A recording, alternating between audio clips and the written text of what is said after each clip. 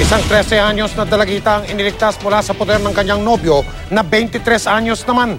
Ayaw mang iwan ng dalagitang kanyang nobyo ay labag sa batas ang pagsasama nila. Kaya nanganganib pa ngayon makasuwa ng kanyang kasintahan. Nakatutok si Sheila Tinolyar ng GMA Dagupan. Alerto 24.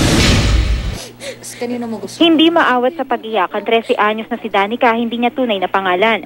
Nasagip siya mula sa poder ng kinakasamang 23 anyos na lalaki sa Barangay Libsong, Lingayen, Pangasinan. Pero ayaw nitong humiwalay sa kasintahan. Abril pa umano nagtanan sina Danica at ang sospek.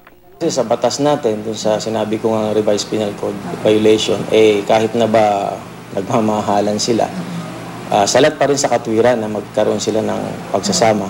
Kasi minor nga yung bata. At the same time, walang express consent ng magulang. Namatay na ang ama ni Danica at ang kuya niya ang tumatayong padre de pamilya. Galit na galit po ako kasi nung bago namatay ang tatay ko, pinagbiling sa akin yan. Kahit ano nung manyari, huwag mong pababayaan kapatid mo. Sa akin.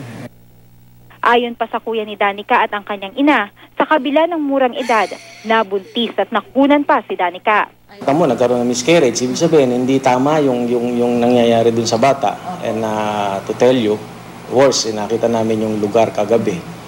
Parang kulungan ng aso yung kanilang tinutulugan. Nasa lapag lang yung bata.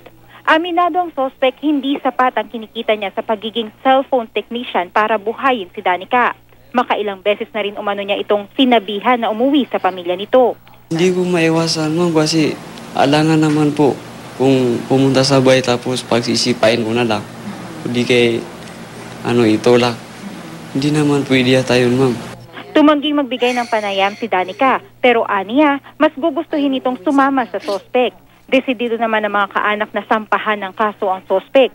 Dahil ayaw bumalik ng bata sa pamilya niya, ipagkatiwala muna siya sa DSWD para mabigyan ito ng tamang gabay at patnubay.